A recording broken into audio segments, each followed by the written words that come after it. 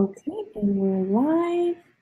Let me go on Facebook. Okay, so we are live and ready to go. Hi, everyone. I'm Scottney Young with Speak Mentorship. And in our speaker series today, we are presenting Hiba Sharief. She's the Vice President of Information Technology for a financial tech company called Opportune in San Carlos, California, in Silicon Valley. And she's joining us today to talk about emotional intelligence. So I'll pass it over to Hiba. Thank you for joining us. Thank you so much, Scottney. It is a pleasure to be here, and I'm very excited to join you. We are just going to wait a second to see the presentation. There we go. Thank you, Scottney.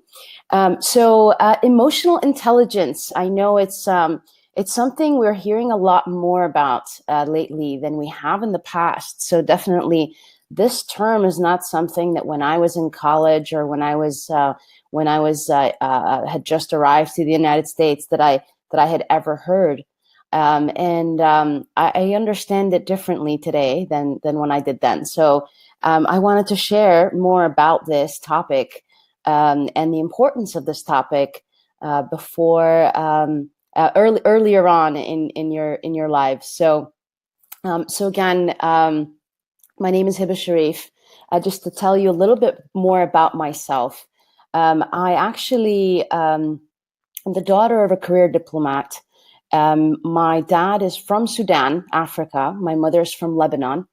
And I've had a very, very exciting childhood. As a diplomat, my father traveled every 2-3 years, and obviously with his family. I was born in Qatar and lived there for a few years. Went to Sudan for a few years, then moved to Tunisia, then moved to Holland. So by the time I was in Holland, at 7 years old even, I already was fluent in 3 languages. Traveling a lot and just changing schools and going to different countries. And at some point, it was time for college. In 1995, in late 95, I left Sudan, which is where I completed my high school education, and I moved to New York City. And it was super exciting. It was, it was like being dropped into a movie almost, right? I had this incredible experience. I remember holding New York City subway maps. I remember the steam coming out of the floors and just looking up at buildings everywhere, and subways. And it was just such a phenomenal experience to actually go to the city of my dreams, New York City. And I went to Baruch College. I attended business school. So I went to the Zicklin School of Business at Baruch, which is in the middle of Midtown Manhattan. My campus was a tall building campus, and it was multiple buildings. Pretty exciting. It's just been a roller coaster, exciting life since then. But I've achieved quite a bit. I graduated from Baruch in 2001, and joined Lehman Brothers, which was again on Wall Street, and had a cool, exciting career. Except that I joined Lehman Brothers the day before September 11th, and that was my first day at work. So I was on overdrive, learning as fast as possible. And then even though I had a business degree and information systems major as well, I ended up going to the technology side at Lehman Brothers. And then I went to consulting. And consulting was extremely exciting as well, because in consulting, you are you're working full-time for a consulting firm, and then you are helping other companies and helping your clients across the nation succeed, right? So you're trying to drive whatever it is that you're trying to drive. So in my case, technology transformation work. And I was so happy about all the travel and all the cool perks that came with them, that I decided to take an interesting role with EMC Consulting based out of Dubai. So in 2008, I moved to Dubai, United Arab Emirates, lived there for a few years, and I covered a region of 22 countries. And then through that, continued to help clients, but now across the globe, building out EMC consulting in Europe South, Middle East, and Africa. So a really exciting region that was emerging when the U.S. market was actually crashing. And then when I was finished with that 2-year engagement in 2010, I said, I've been traveling. Why don't I move to California? And I did. And I joined another consulting firm, Slalom. But it was local because I had been done with travel at that point, living out of hotel rooms and suitcases. And then at Slalom, was building out a number of practices actually in the San Francisco Bay Area, and worked for my client, Opportune, and eventually joined them full time 3.5 years ago, almost 4 actually. Time flies. So Opportune has been very exciting. We've been transforming the environment, maturing the company. In fact, there was just an article published on LinkedIn. If you join and follow me, you'll see my contact information later. There's a nice article that explains the journey and the transformation that's occurred, and a little bit more about Opportune, because it's an incredible company. And I wish I knew about Opportune when I came to the United States. But we are a fintech. And as a fintech, a financial technology, it's a brand new industry that's been formed with the rise of technology. So we lend money. So that's the financial side. But the tech side is that we build the software that runs our business. So we're a software company and a technology company, but we're also a financial services company. So in this organization, I'm the vice president of information technology. I lead all of IT there. And it's been exciting because the company has a beautiful mission of helping others. Opportune just won in 2018 the Lend It Award for financial inclusion. But the mission is a really great one. So our goal is to provide affordable loans to people who have little or no credit history, so they can establish their credit and build a better future, right? So what our goal is to help people who actually are called credit invisible. They don't exist to the other people, to the other big banks, because they don't have a credit score. And it's just not fair. Like, why you may be a really qualified person who's desperately in need of money, maybe living paycheck to paycheck, and it's just not fair that you don't have options available to you unless they're predatory in nature. So our goal is to provide that option, to be that option. I've had a real blast. So, but I've learned so much during this experience, be it at Opportune, at Slalom before it, throughout my career, traveling and being exposed to different cultures. And I just wanted to share some of it, rather than share about Opportune. I'd love to share more about emotional intelligence.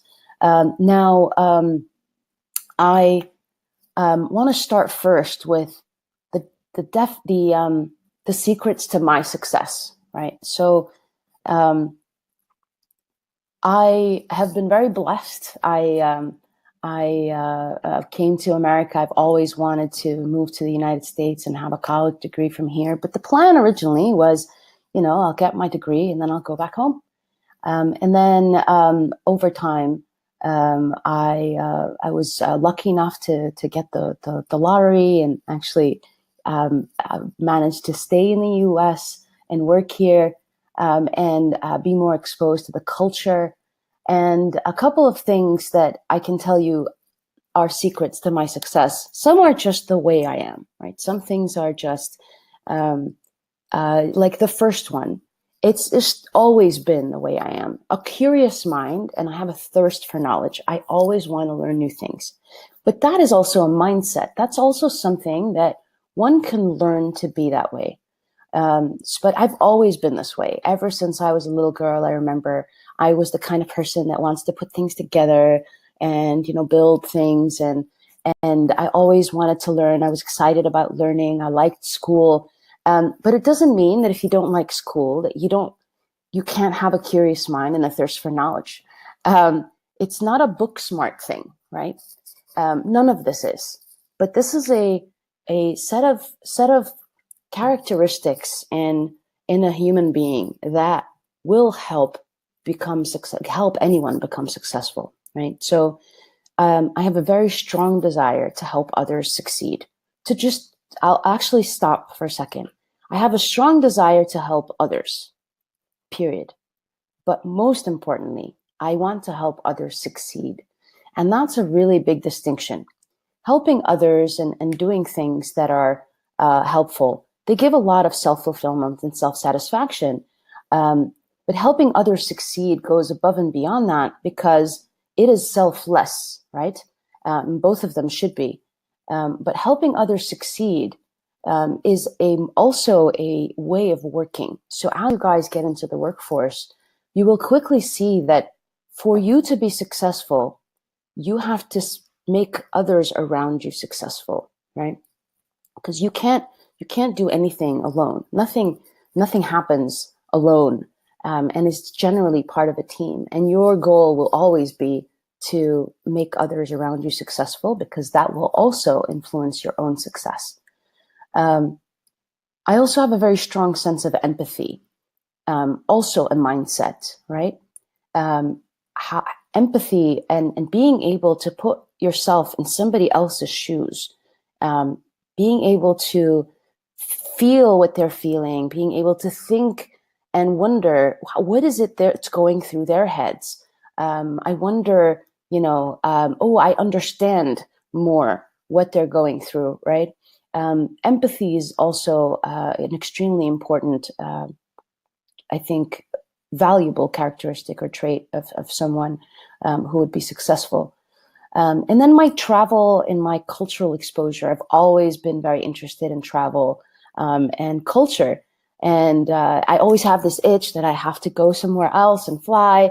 And I love cultures. I love the foods of different cultures. I love languages. I love to communicate with as many people as possible, obviously. And as part of the strong communication skills is strong relationship building skills and adaptability. So again, all things that I've been put in so many uncomfortable situations that you can't help but be adaptable, right?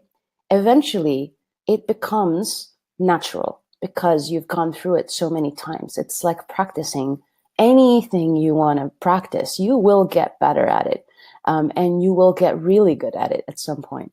And the skill of adaptability, likewise, is if you're always in an environment where you're put outside of your comfort zone, then you are going to grow and you are going to be in this space where you're also going to just adapt very quickly to different changes, right? So it could be a new boss, it could be a new country, it could be a new group of friends, a new school, a new whatever it is. Just do new things, those things will also force adaptability. And then it's not a destination, right? It's not like I'm going to get there and this is the goal. In a year, I'll have emotional intelligence, or in a year, I'm going to be successful. Success or any of these traits that I've been mentioning are things you work on repeatedly, things you have to practice. And just like food habits, I've had a major transformation in my own life around food. I've lost 120 something pounds. And without the discipline, without the practice, without putting in your mind that this is something that you have to focus on, it becomes just something that you will forget, or that you're going to just get off your fad diet and whatever it is, and you'll just go back to old norms. So it starts with saying to oneself, this is important, and this is who I want to be, and this is who I am, right? This is what I want to accomplish, and just practicing and just focusing and getting there. So again, being aware of oneself, right? Self-awareness.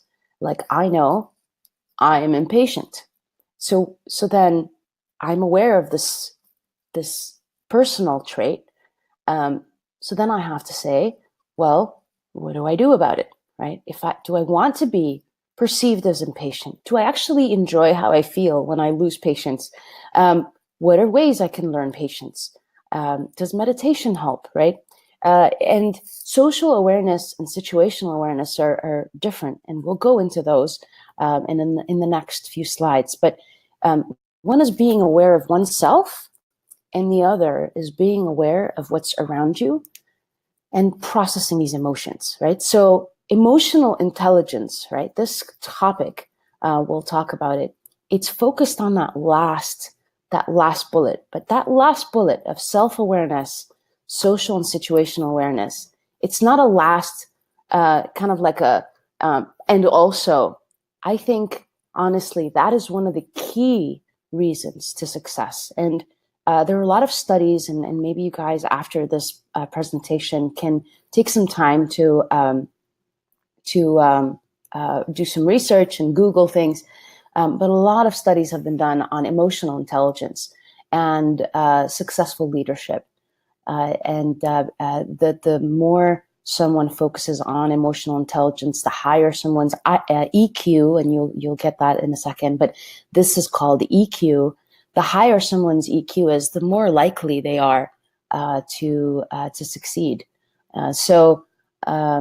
Or to have leadership roles, or to be a stronger team player, or there are a lot of different ways to measure success there. So I just wanted to focus on that topic.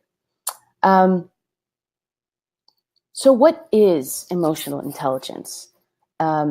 Emotional intelligence, what I did was I grabbed a definition, like an actual, what is defined is the capacity to be aware of, control, and express one's emotions, and to handle interpersonal relationships judiciously and empathetically, right? So if you remember when I was telling you guys earlier, I didn't know what this term was, but those are the things that I was focused on. I was trying to learn more about myself, right? To be aware of, to control, and to express. And I've never had a challenge expressing myself, but to also to handle interpersonal relationships in a judicious and empathetic manner, right?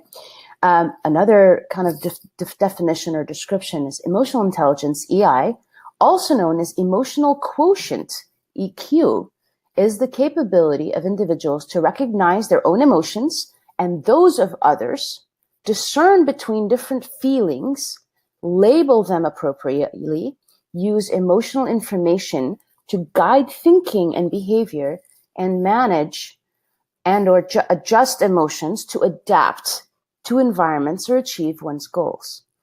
So this one it's a pretty loaded sentence, but you've heard some of these words, and what I was describing is the secrets to my success. And another one-liner definition is that EQ is an individual's ability to identify, evaluate, control, and express emotions. So again, similar to this one-liner here, but this one is not talking about both, just emotions. Now, you've all heard of the term IQ. Oh, he's got, really high IQ. Oh, she's so smart. She's got high IQ. The intelligence quotient is a score that's derived from standardized tests. You take a test and you figure out what your IQ is. And your IQ doesn't change really, right? But IQ is used to determine the book smart, the academic abilities, right? When someone is given a problem to solve how does their brain work from that standpoint. IQ is really not something that you can like get better at or change. Like IQ is IQ. You either have good IQ or you don't. EQ is very different. And again, the topic is important to me because this is something that you can get really good at. Because unlike IQ, EQ is a learned skill, right? So, but it begins with self-awareness, social awareness, and the ability to recognize emotions and their impact, right? So again, it's all about emotions. And emotions aren't always like really deep, right? It's not like, do you love me? Not those kinds of emotions, right? Emotions could be anything from someone you'll see a frown on someone's face, or like you'll even figure out that when that doorbell rings, there's a reaction that happens within you. You're either going to get really excited because you're, somebody that you're expecting is coming, or maybe you'll be surprised because no one ever rings the doorbell. That's an emotion. These are all emotions, right? Self-awareness is key, right? So it starts with understanding oneself and figuring out more about what happens to you and your emotions when things around you occur, right? And what are your emotional strengths and your emotional weaknesses? And then just understanding how you are as a person. Do you stop and think before you speak? Or just like everything that goes in your brain just like gets said right away without a filter, right? Or like someone says something and you immediately react. So those are like all things that go into EQ. Learning about oneself, first of all, though, is, I'll give you another example. How does my mood become affected? And how does that drive my thoughts and decisions? The way we feel often will drive how we actually make decisions and what we think about. I'm sure you've heard about people who tell you, if you think that you're not going to get it done, it's not going to happen, or the other way around. Or if you think you're going to be sick, you're going to get sick, right? The mind is extremely powerful, but what people don't understand is like, it's all one thing. Like we have the ability to control. There is a level of control we can exert on our minds, because it's a very that's a different conversation. But basically, you need to be self-aware of how you react when something happens, good or bad, and learn more about just even thinking about, is that a good thing? Is that how I should react? Is that it's not a judging thing. Please don't judge yourself. And in fact, self-awareness, self-compassion, self-love, self-forgiveness, they are all extremely critical. And I would highly suggest you learn more about this space, because self-awareness is the most valuable thing that I've done over the last couple of years, is learning more about myself. Because if I know what I want, how I want to be, you can't really get there if you don't know where you are, right? Just like in a consulting project, when I used to go to a customer, I know where they need to go. I have like the best practices and here's what the standard is. But if I don't know where they are today, then I can't create that roadmap and I can't create that plan that takes them where they want to go. And self-awareness is actually very critical to that. The second side to emotional intelligence, though, is it's not all about you. It's social awareness or situational awareness. When you walk into a room and there are 10 other people there, and you just walked in, and then all of a sudden, it got really quiet, right? Does that mean that there was a topic that was being discussed, perhaps, that you should not hear, and that's why things got quiet? Did it get quiet because maybe just the conversations just ended? But being aware of, oh, it was very loud, and it's no longer allowed. Or being aware of how someone is reacting to what you're saying, facial cues, verbal cues. There's so much conversation happens over these facial interactions, these hand gestures. When someone's like this all of a sudden and like their arms are crossed, it's closed. Maybe they're not interested in what you have to say. Whereas if someone's leaning forward and telling, right, they're very interested and excited, right? So how people around you are actually reacting to what you're saying, what you're doing, it's very important to be aware of them, right? Are you adjusting what you're saying based on those reactions, right? So let's say that you're trying to say something really important to someone, and all of a sudden, like, they look away and they're on their phone all of a sudden, and they're like, you've obviously lost their interest.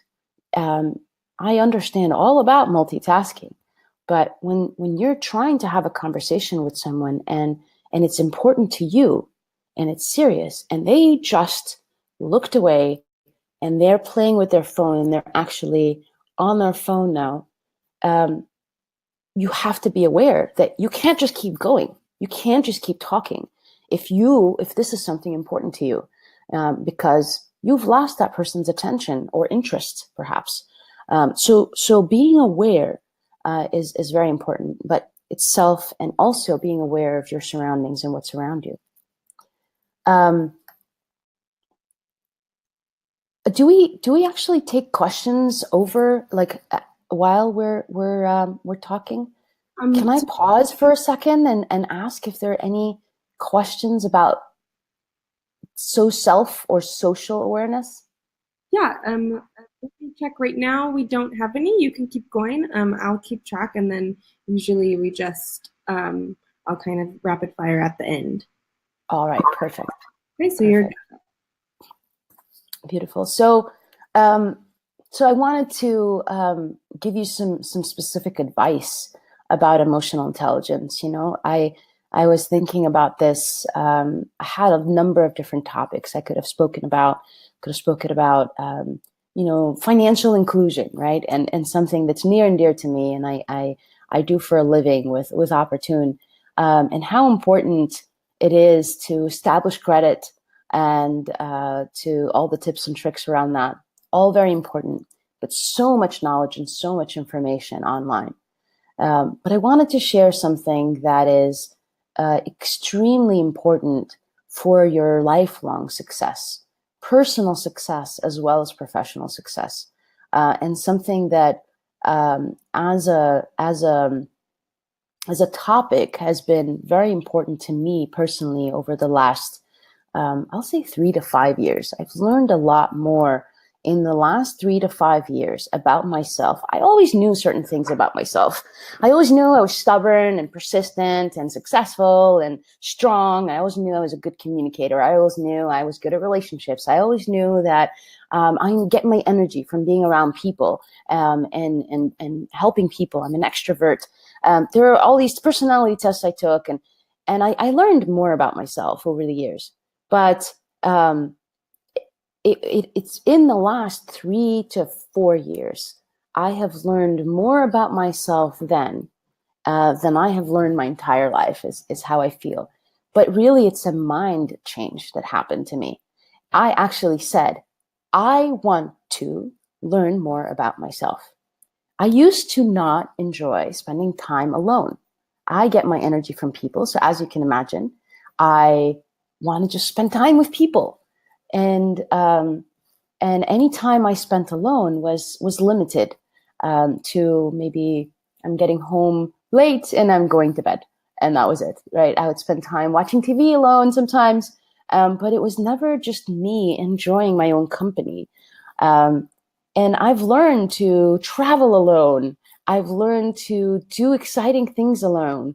I enjoy music, and I practice the piano and everything. And that obviously is an alone activity. But now I just want to listen to music and be alone.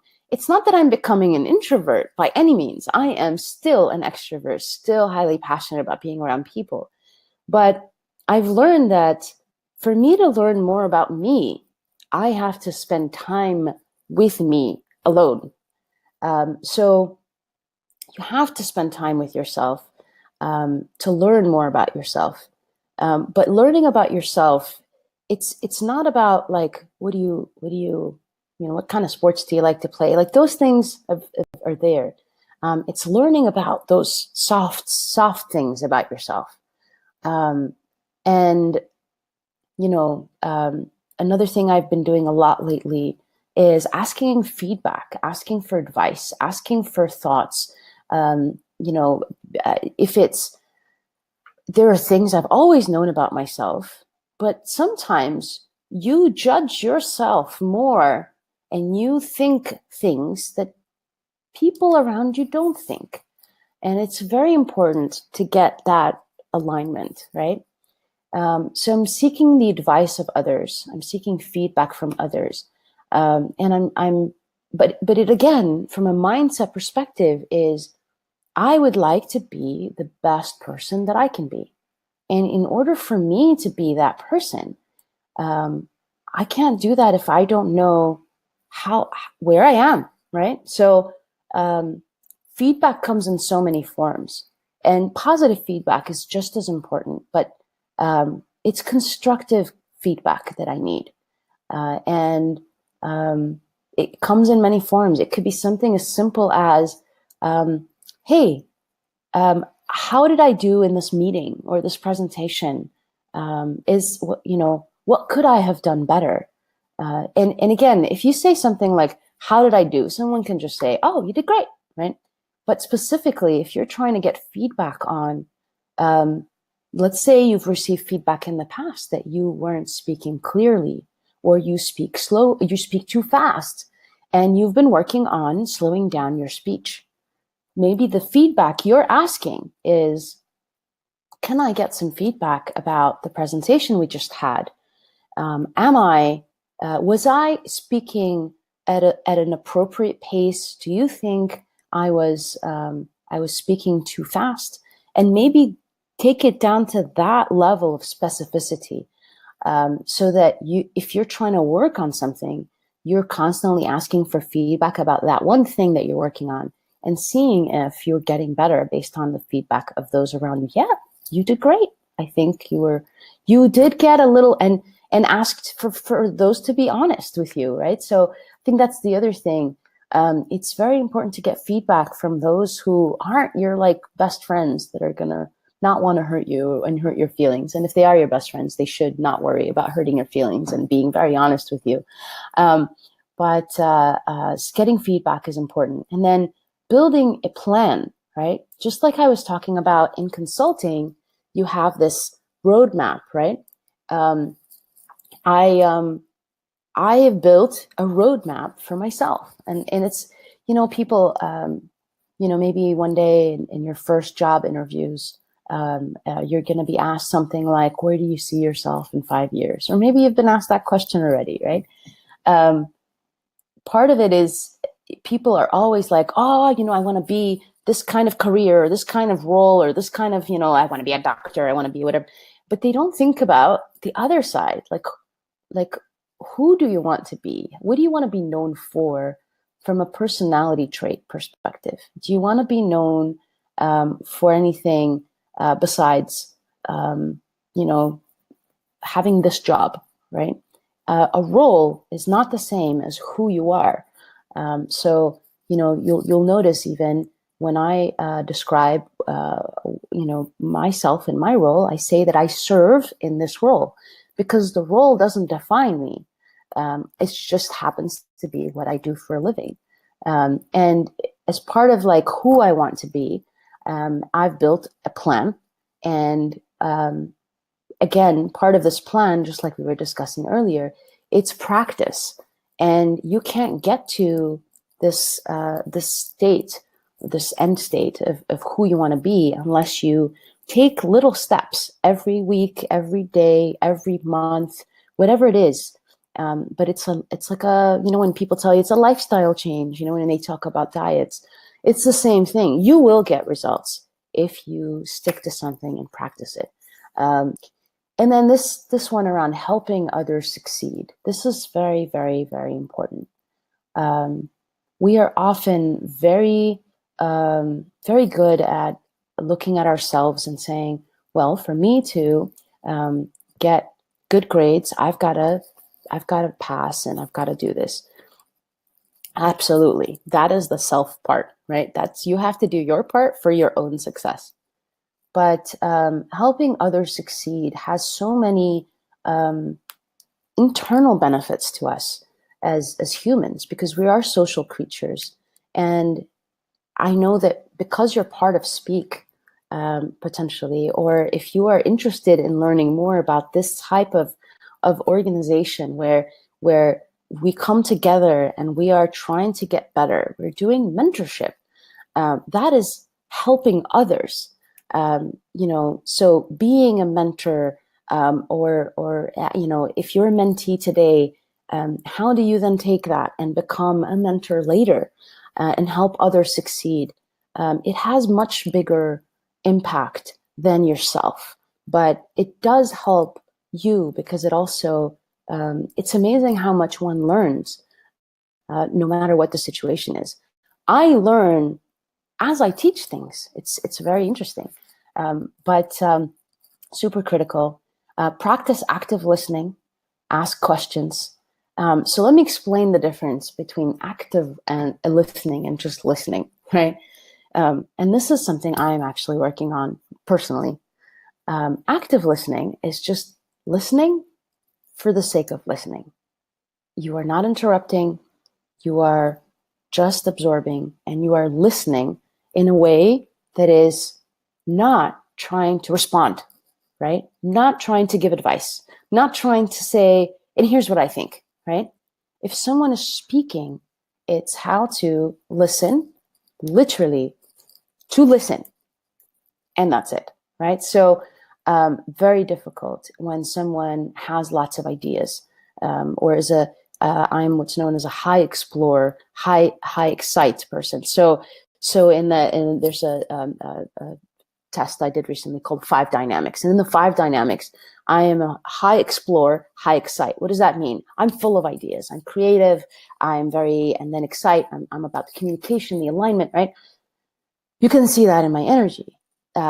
Active listening for someone like me means that I have to be aware that I don't practice active listening as well, and that I have to listen for the sake of listening without coming up with ideas. I can come up with lots of ideas. I just don't have to interrupt anyone.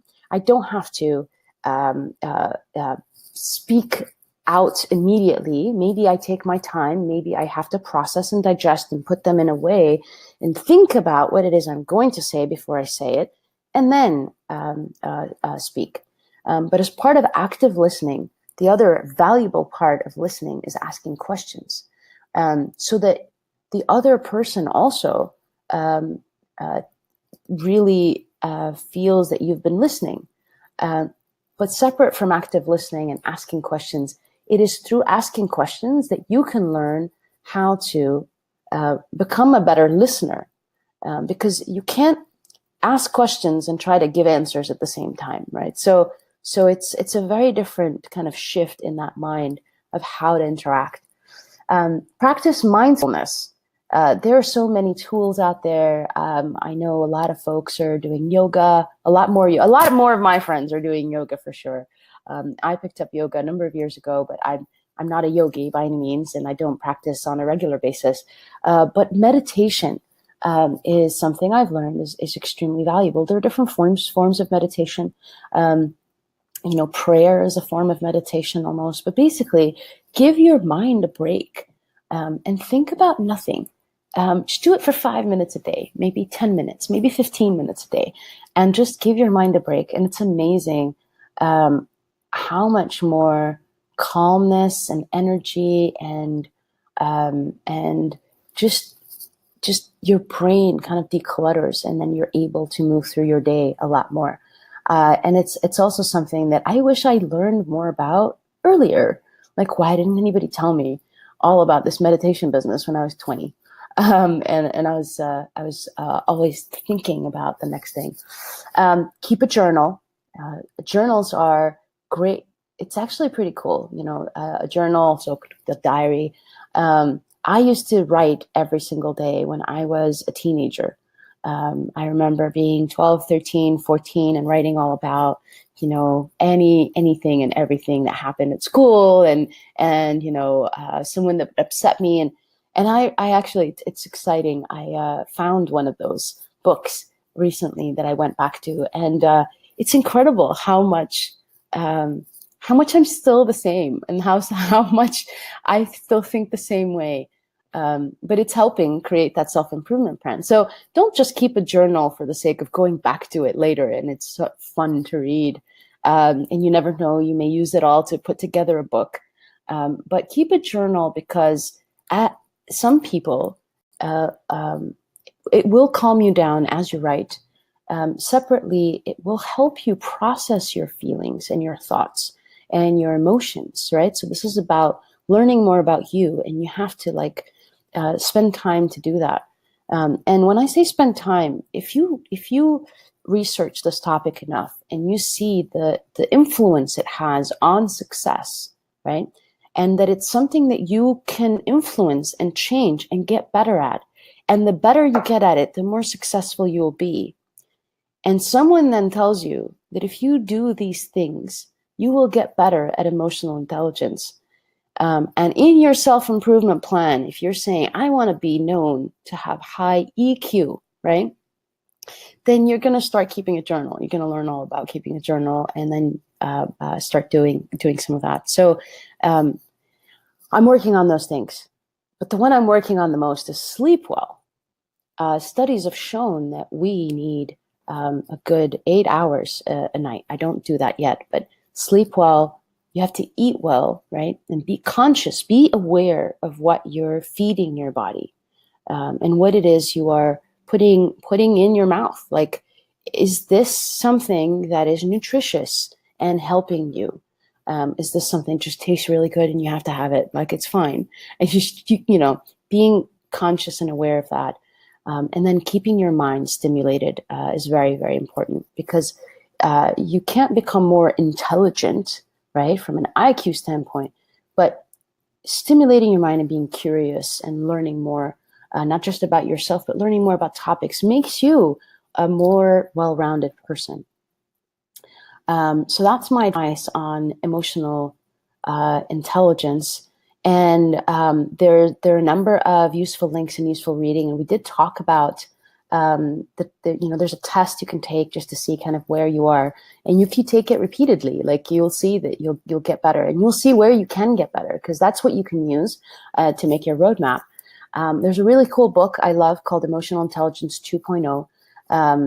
Travis Bradbury, you can follow him on LinkedIn. He does some really nice quotes all the time and has great articles that he writes. This TEDx that he participated in talks about the power of emotional intelligence. So you can watch that a little more and learn more about EQ. And then for those that like to download apps, I use Headspace now. It's so cool. It's guided meditation. And every day I just turn that on and you get walked through how to meditate. Because I didn't know how to meditate. I was like, I start to om, and then all of a sudden, every thought goes through my head. So I'm learning how to clear my mind. Mind Tools is actually pretty cool. And it's like brain games, things that keep your mind stimulated. And there's some really nice articles on there as well. There's $1 a month stuff that's on Mind Tools that's pretty cool. I know it's definitely worth it. So I wanted to make sure I do that. And then on this also, you'll have my contact information on LinkedIn. For those who don't have a LinkedIn, just create a page. It's like Facebook, but it's more professional focused. And you can see the article that was just published and about Opportune. And you can learn more about me there professionally. And that's my email address in case anybody wants to reach out and contact me. I will gladly keep in touch. So I'd love to hand it back to you. Scott, are you there? Yes. Can you see me? Perfect. Yes. I'd love to see if there are questions from everyone or anyone on online. And Okay. Some of them you kind of answered a little bit, but maybe you can just go a little bit deeper into that. Towards the beginning, you were talking about curiosity and empathy, and just some more ways that you can train yourself to be more curious, um, or or to be more empathic and empathetic and kind of how you can develop that side of yourself. absolutely. So curiosity, you have to, so I have a passion for learning new things, right? So part of it is uh, not everybody's driven by the same things, but learning new things, that can happen in many ways. I learn literally because it's a mindset that every day I want to learn new things. You have to open yourself up to learning from absolutely everyone and anyone. I learn from millennials who are younger than I am, and what they're using and what they're doing and how to Snapchat and how to whatever, right? So there's that kind of learning. And just when we say curiosity, if we take that even a little bit further, I'm curious, like, how are they using Snapchat and how are they using Instagram, right? And curiosity is like, and what's happening to social media in general? Like, how are people using Facebook now? Do people even use Facebook anymore? And it's just having that. The curiosity starts with questions, right? Question everything, and if you come up with questions, you're gonna want them answered. I constantly it's just a mindset. I don't know how to explain it. So even something like someone will tell me, "Oh, I'm robbing Peter to pay Paul." I'm like, where did that saying come from? Like, who started that? And then I'll just Google knows, right? Google knows everything. And I'm not saying believe everything you read online. Please don't misunderstand me. But when you're curious, you're going to ask questions, and that's how you drive curiosity. How is this made?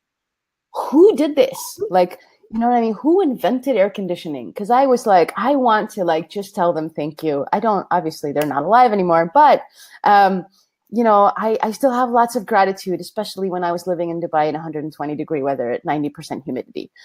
So yeah. I loved the person that created air conditioning, but you have to start by asking questions, and then it also comes from just doing different things, right? Don't be satisfied. Don't ever be satisfied with the status quo, and like it comes with that mindset also of like, how can I do this differently? Again, if you're going to ask questions, always ask questions like, how can I do this better, or how can I do this differently? And you shouldn't reinvent the wheel. You should go and find out, hey, how would you do this, or how have others done it before? So that's more about curiosity. Empathy, very different. Empathy is really actively thinking about how something would make someone else feel. So for example, a dear friend of mine just lost their parent. I have my parents. I am very blessed and fortunate that they're still there. But the way I felt, how they felt, was I felt about losing my own parents and how that would make me feel. So put yourself in other people's shoes, in good and in bad situations, because empathy works the other way also. If someone is extremely excited, if someone has some amazing news and they're extremely excited, you can actually get happier just by thinking about how happy they are. Empathy works in some really amazing ways. And if you actually put yourself in the shoes of really happy people, really successful people, it actually influences your own success and happiness. And so, how do you navigate unhappy people? how do you navigate your empathic response to people who might be a little bit more challenging to interact with? Sure. So a part of it is depending on who those people are, you may or may not be able to choose whether or not you can sever bonds, right? It could be one's own mother. Like if they're unhappy, it doesn't mean like, hey, you're not my mom anymore. It doesn't work that way. There are things we can control and things we can't. When we can, we should control ourselves and our reaction. We cannot control them. We cannot change others. Maybe we can influence, but we cannot change others. What we can do is control the reaction we have to their emotions. If somebody gets extremely angry all of a sudden while you're talking to them, what you can control is how you react to that. Maybe what you say is to yourself even, I'm not going to let this bother me. I am going to be the bigger person. Whatever it is that you're going to say to yourself to keep calm, and say that you're going to continue the discussion later when you're both calm, right? Or maybe it's someone is always negative. You have to see if you definitely don't want to let that negativity become something that influences you. So maybe you have to be self-aware of how do other people's negative emotions impact you, because I'm around tons of negative people and I just don't let it get to me. But I've learned how to do that. Yeah, exactly. That's great. And so, speaking kind of negativity and balancing that, you talked a lot about the importance of getting feedback and advice. Um, how do you balance the advice that you receive with, your idea of who you want to be? So, if, for example, someone tells you, oh, you're really loud, or you're too assertive or pushy or something like that. Where do you draw that line in terms of important critical feedback, and maybe things that you don't really want to take on? Sure. If that makes You have to be happy with yourself, right? So if someone says to me, hey, people call me loud. If someone says to you, you're loud, you have to think, are you okay to be loud? I am okay to be loud, right? So there are things too, like I'm not saying you take every single piece of feedback that you ever hear, right? And you have to do something about it. You have to exercise good judgment. And good judgment again is a skill.